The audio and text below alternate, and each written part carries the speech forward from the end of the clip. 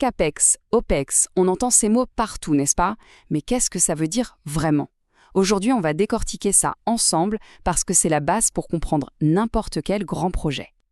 Alors, mettons-nous en situation. Une entreprise se dit, tiens, et si on construisait une nouvelle usine? La question qui tue, c'est, est-ce que c'est une bonne idée? Financièrement, je veux dire. Comment on fait pour ne pas se planter sur un projet aussi énorme? Eh bien, le secret, c'est de ne pas tout mettre dans le même panier. Tous les coûts ne sont pas les mêmes. En fait, tout commence en séparant les dépenses en deux grosses catégories. C'est cette simple distinction qui change tout et qui permet de prendre les bonnes décisions. Bon, c'est parti, on va commencer par la première catégorie, la plus visible, disons. C'est l'investissement de départ, le gros morceau.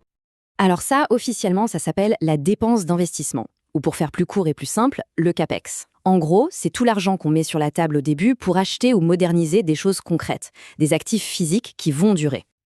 Pour que ce soit bien clair, on va prendre une image simple, l'achat d'une voiture. Le prix qu'on paye au garage pour avoir les clés, eh bien voilà le CAPEX. Et dans un vrai projet, un projet énergétique par exemple, ça donne quoi? C'est tout ce qui est lourd, les bâtiments eux-mêmes, la chaudière, l'installation électrique, tout ce qu'on construit ou installe au début. Et attention, on ne parle pas dans le vide, les sources citent un exemple très concret. Un projet d'économie d'énergie dont le CAPEX s'élevait à 6 millions d'euros, juste pour lancer la machine. Ok, donc on a acheté notre usine ou notre voiture, mais l'histoire ne s'arrête pas là, loin de là. Maintenant, il faut la faire fonctionner au quotidien. Et ça nous amène à la deuxième catégorie de coûts. Voici l'OPEX pour dépenses d'exploitation.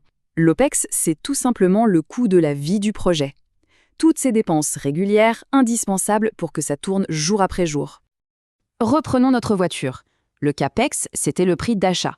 L'OPEX, c'est l'essence, l'assurance, les vidanges, le changement de pneus, bref, tout ce qu'il faut payer pour pouvoir rouler avec. Et pour notre usine, c'est pareil. L'OPEX, ce sont les factures d'électricité, le gaz, l'eau, les lubrifiants pour les machines, les contrats de maintenance. C'est le carburant du projet.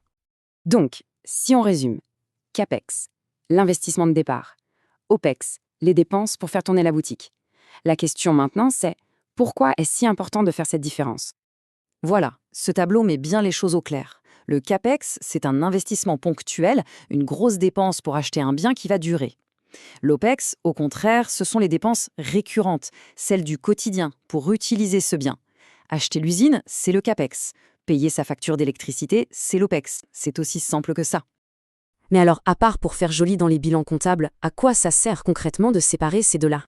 La réponse est assez directe, et une des sources le formule très bien. Pour faire le bon choix, il faut pouvoir comparer. Et on ne peut pas comparer une grosse dépense unique avec une multitude de petites dépenses étalées dans le temps sans avoir les bons outils. Et c'est là que tout se joue. En séparant CAPEX et OPEX, on peut enfin répondre à la question à 1 million. Est-ce que ce projet va rapporter de l'argent? Et si oui, au bout de combien de temps? C'est cette séparation qui permet de faire des calculs hyper importants. Des choses comme le temps de retour sur investissement. En clair, combien d'années avant de récupérer sa mise de départ? Ou la valeur actuelle nette, pour voir si les futurs gains valent plus que l'investissement. Sans cette distinction CAPEX, OPEX, ces calculs sont tout simplement impossibles. C'est le thermomètre de la rentabilité. Bon, pour résumer tout ça, s'il y a une seule chose à retenir, c'est quoi? L'idée, c'est que la réussite d'un projet, ce n'est pas juste d'avoir assez d'argent pour le lancer. C'est un peu comme un iceberg. Le CAPEX, c'est la partie visible. Mais l'OPEX, ce sont les coûts de fonctionnement, c'est l'énorme partie immergée. Et c'est souvent elle qui peut faire couler le projet si on la mal estime. Alors, la prochaine fois qu'on entend parler d'un projet gigantesque, un projet à plusieurs milliards, il faut essayer de voir au-delà du chiffre. Il faut se demander, ok, mais dans tout ça, c'est quoi le CAPEX, l'investissement de départ? Et surtout, ça va coûter combien chaque année pour le faire tourner, l'OPEX? Ça change toute la manière de voir les choses, non?